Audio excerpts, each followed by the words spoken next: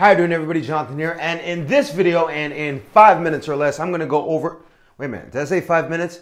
I meant in 25 minutes or less, because it's not just going to be me, it's going to be me and my good friend Danny over in Canada and Jono over in Australia, and we put our heads together to talk about cancellations, because if you're in the business long enough, you know that they happen all the time.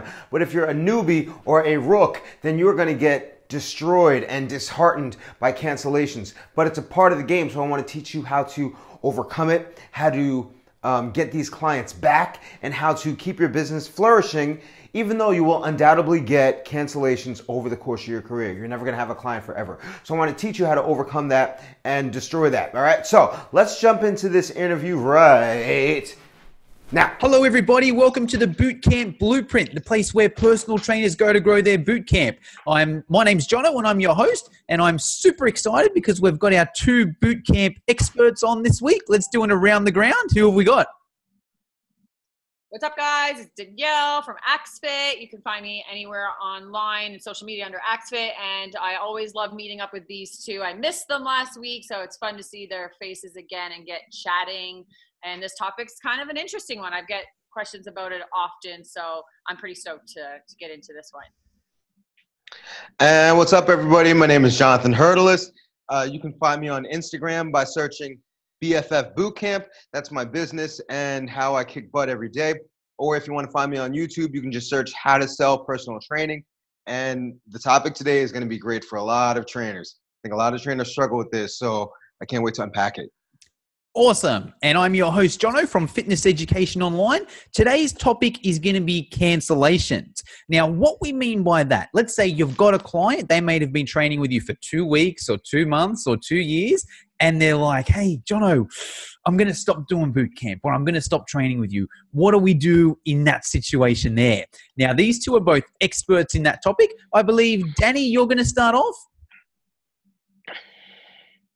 Yeah, sure. I can share my thoughts for sure.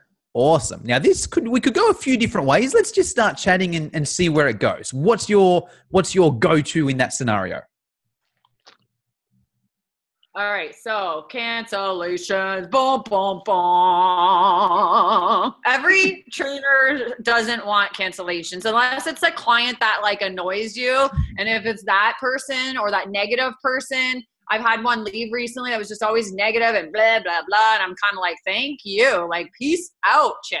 So in that case, it's good. But usually there's only far and few that we can't stand, because I find boot camps usually attract that same type of clientele, that's, that demographic type of people.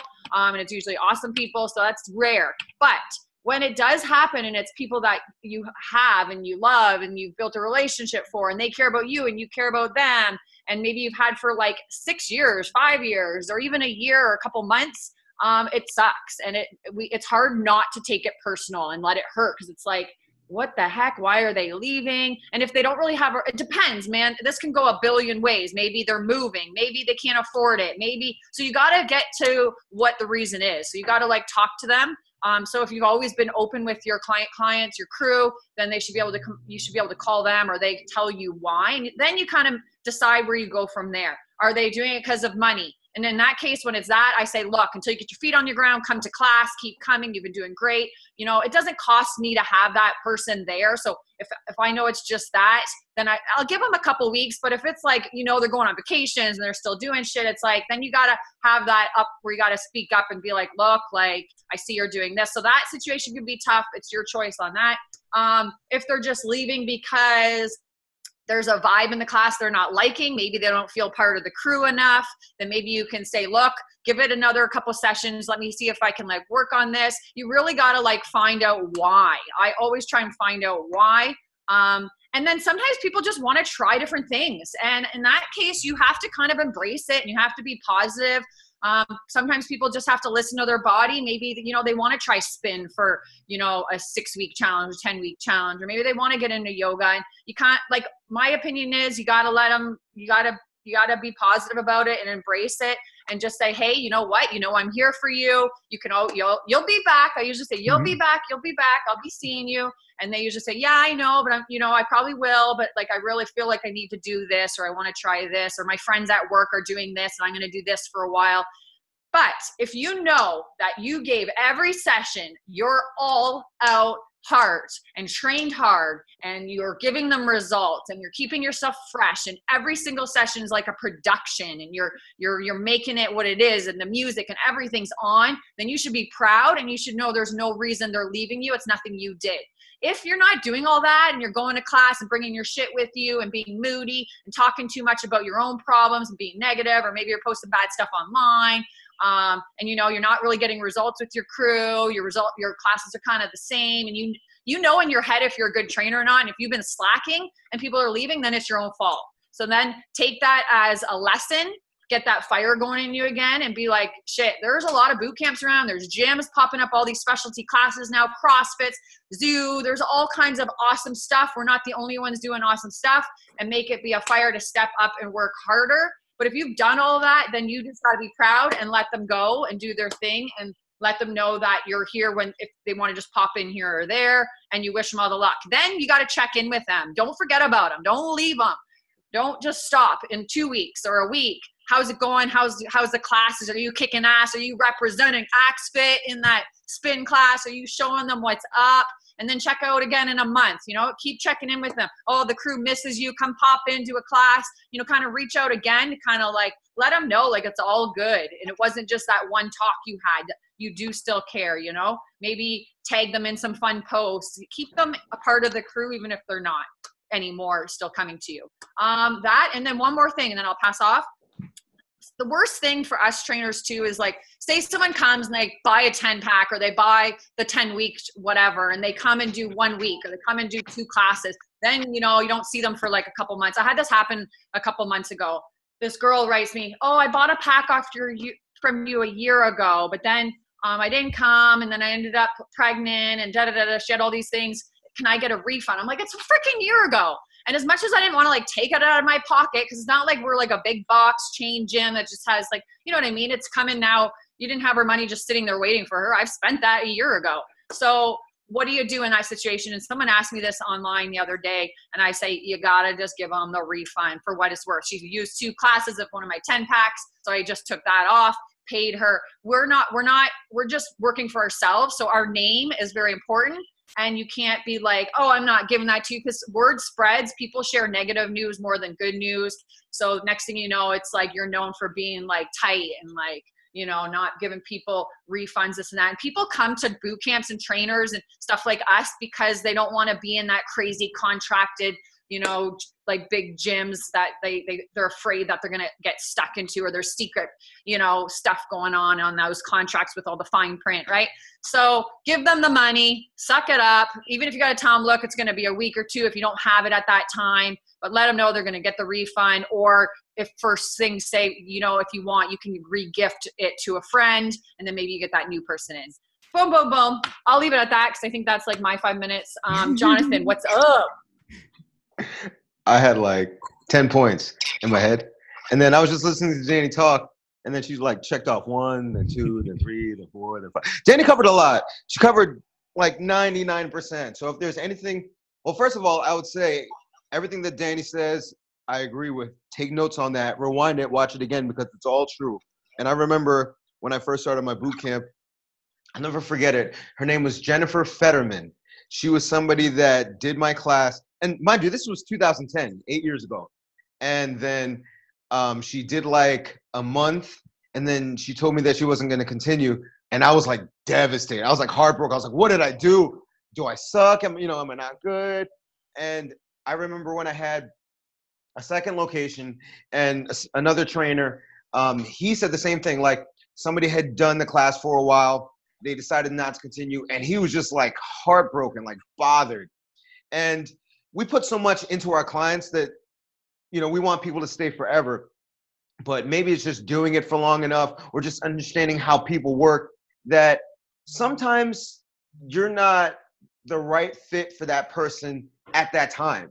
And especially over years, there's just one client, her name is, doesn't matter what her name is, but the point is, she went to my boot camp like a year ago in January with a friend, and she did a month trial, and then she did not sign up thereafter.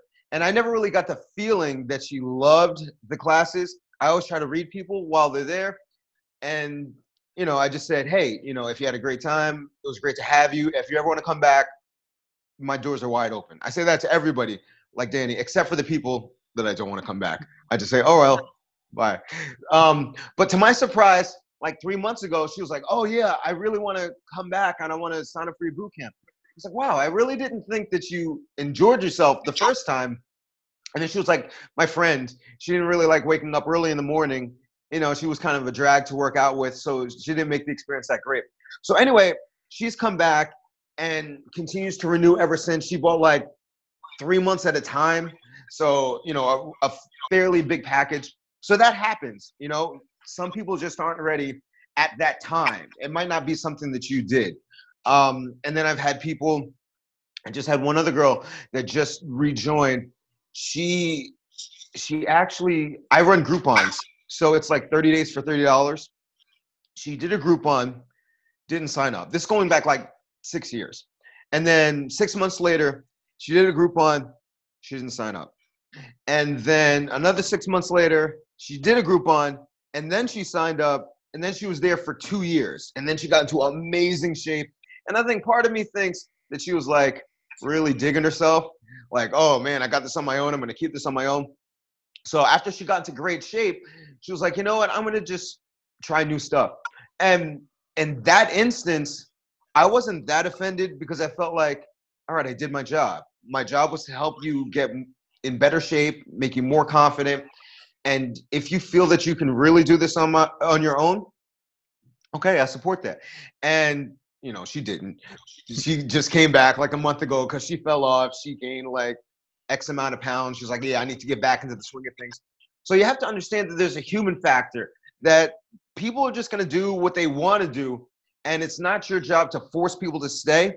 It's just your job to make sure that you have the greatest environment that you can possibly create. Like Danny said, if you're doing a good job, if you're bringing the energy every day, there isn't much else that you can do. So when people cancel, the number one thing that I keep in my mind is never let anybody leave with a bad taste in their mouth. Because I know that if they go to other places, they're going to go like, wow, I kind of miss Jonathan's workout. And it happens all the time. But they may need that time to go to someplace else. But if I got tense with them and I tried to like put the squeeze on them, like, do you really want to do this? You're going to fall out of shape. You need me. We're the best. They suck. Then you're sending out negative energy. And then they don't have that same positive vibe. No matter what, I want people to always feel good about me so that when they get that health kick back in, they're like, you know what? That BFF boot camp was fun. I'm gonna call Jonathan. I kind of have an open door policy. And I had one other point, but it kind of slipped my mind. Oh, the last thing is, if people leave because they're moving, you can't control that. All right. If people have money issues, I've had issues like that, and I did the same thing. I said, you know what? You've been with me for so long. Keep coming until the end of the year, or whatever the case may be. I think it was like November. I was like, keep coming to the end of the year, and if things change, great. If not, then that's okay too. But I want to show my appreciation for you, for being a loyal client for all this time. So you want to keep the good vibes going, and things that are beyond your control, don't let it bother you. If they move away, that's something. If they have a new job, I had a guy that had to commute to like out of state, and it was just going to be impossible for him to come to 5:30. Didn't let it bother me. The one thing that you do want to do is keep tabs on people that you notice aren't as consistent as they used to be. Like if you notice that somebody used to come in 5 days a week, now all of a sudden they're coming in like 2 days a week. They may be halfway out the door, and they may just need that little bit of attention from you to say, hey, what's going on? Do you feel like you're getting the attention that you need? What can I do more? Then I think you're putting yourself in the best position to possibly save somebody that may just feel disenfranchised. That's, I think, a poor reason for somebody to cancel. Like they just don't feel like they matter anymore. So if you're keeping tabs on people, things are going to come up.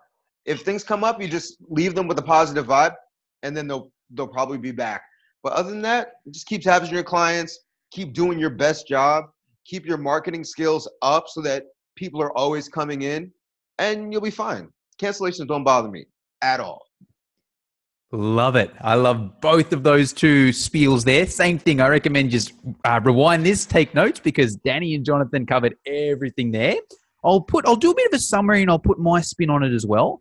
So my take is exactly the same as Danny and Jonathan's.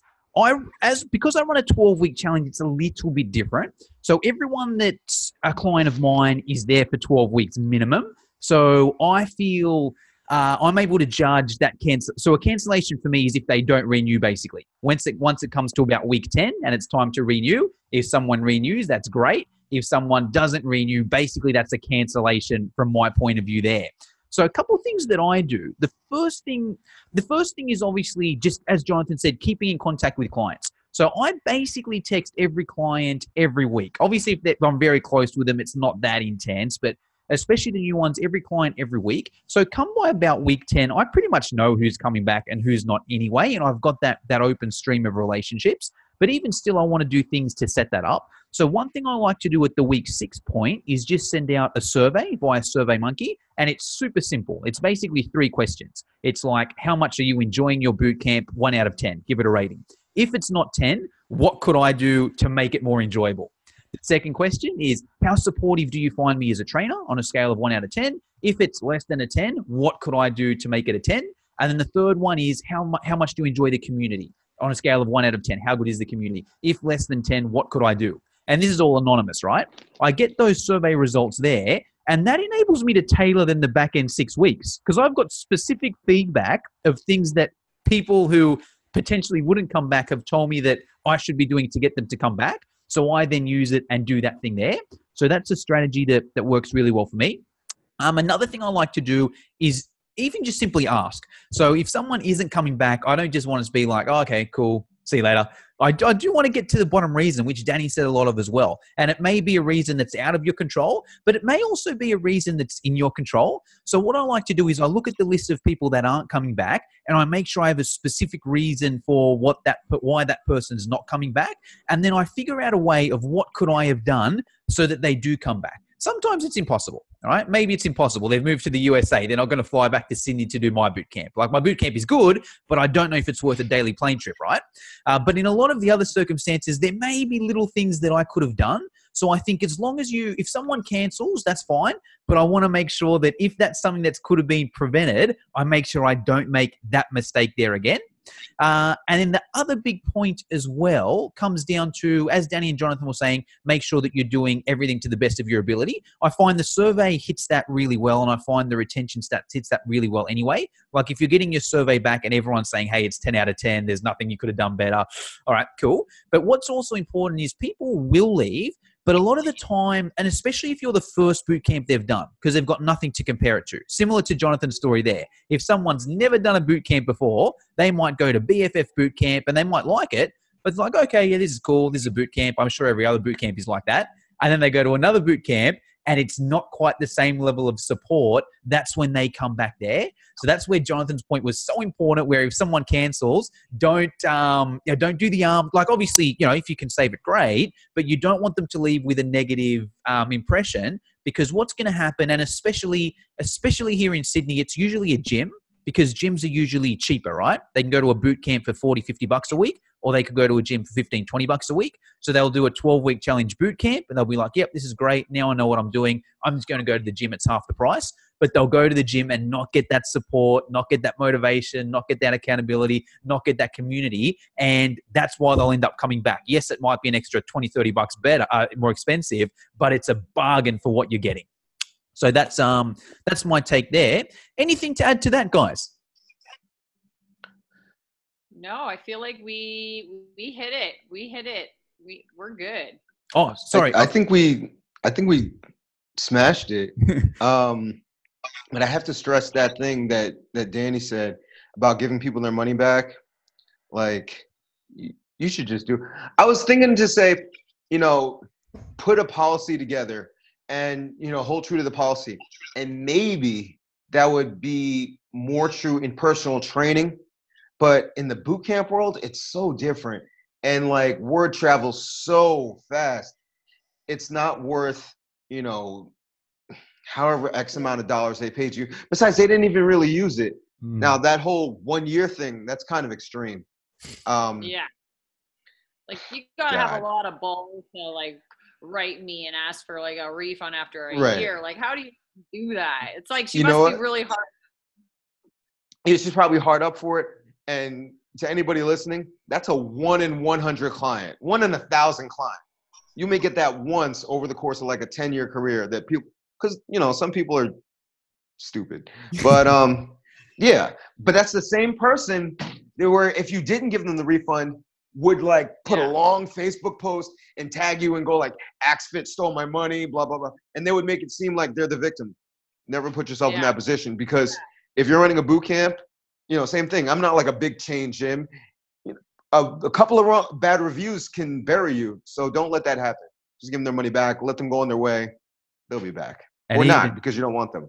And even the hassle, right? Because this is a common question that comes up in my Facebook group there. And my answer is the same. Obviously, you want procedures in place, right? And that's a bit of another reason why I like my 12-week challenge. It's like, hey, it's a 12-week challenge. Like, it is what it is. There's no cancellations. Like, the only way you can cancel if you're pregnant, if you've got an injury that keeps you out of the rest of the challenge, or if you move out of the area. But if for whatever reason there's someone that does kick up a stink, it's just not worth my time and energy focusing on that. I'm better off spending my time and energy focusing on getting a new client in that's actually going to be better. So I think that's important there. I did want to just expand on one more point that both Danny and Jonathan mentioned, which was if there's someone struggling for cash, give them a few weeks for free. I really like that as well. And it comes down to, there's a favorite book of mine, Influence by Robert Cialdini. Have either of you two read that book? I love that book. Yeah. Probably right here. Yeah. I think I've got my copy somewhere here as well. But one of the things that it's a principle that he talks about, where if you can give someone something of value first, they're more likely to pay you back. Have you got it there? Bam. Exactly. Love the book. So it's basically the thing where if you give someone something for free first, they're more likely to work with you or give you something. And he gives a really good example in there. There's some experiment, right? Some guy's going in to do an experiment. And there's two, say it's me and Jonathan. We both walk into this experiment and we have to answer these questions or whatever it may be. And halfway through the experiment, Jonathan would walk out of the room and he'd come back with a bottle of water for himself. And he'd also give me a bottle of water. We've never met, I've never met him, but he went and got a bottle of water and he spent a couple of dollars and got one for me as well. And then at the end of the experiment, he would ask me to buy raffle tickets for his son. He's like, hey, Jono, it was awesome to meet you. By the way, look, I've got my son's doing this thing and I got some raffle tickets. It's like, $5-10. Do you want to get a few? And it was an experiment. So if Jonathan got me that bottle of water, I was like 90% chance to buy those raffle tickets, even though the raffle tickets were 10 times more expensive. Whereas if Jonathan didn't buy me that water, I'm not buying those raffle tickets. I don't even know him, right? It's that same principle here, where it's like if you give someone a couple weeks for free, you're essentially giving them a couple $100 or $100 or whatever it may be. They're going to feel grateful. Oh my God, Jonathan's given me, or Danny's given me all this free training. How can I pay him back? Well, hey, when I get the money, I'm going to keep training. Yeah, or I'm going to refer everybody I know. We'll spread the word. Yeah, we were thinking the same thing, Danny. Yeah. We're here. Awesome. Well, that's it for today, guys. I'll see you both next week. Yes. All right, guys. Peace out. All right, so that's about it. I hope you found this video helpful. As always, if you have any questions or comments, put them in the comments section below, as your comments are what fuel this channel and may lead to my next video. But remember, cancellations are a part of the game, and if you want to make sure that you remain unfazed by the cancellations that will inevitably come, you need to make sure that your marketing plan is great and that your training is top-notch. And the best way to do that is to get the Dumbbells to Dollars course, because that is going to be your best resource to manage the 3 aspects of success in the fitness industry, and that is a tight training methodology, great management, and a great marketing strategy. And that's what you're going to learn with the Dumbbells to Dollars course, in addition to all the such stuff that you need to pass your personal training certification and a whole lot more. So if you've never checked out the Dumbbells to Dollars course, all you got to do is go to www.dumbbells2dollars.com. But that's about it. I'm done. I'm out. I hope you enjoyed this. I'll check the comment section, and I will see you tomorrow, as long as you remember to eat healthy, hydrate, drive safe, stress levels low, get rest, don't slap anybody, love your clients, say I love you back. I'll see y'all tomorrow or the next day, and you have a good one.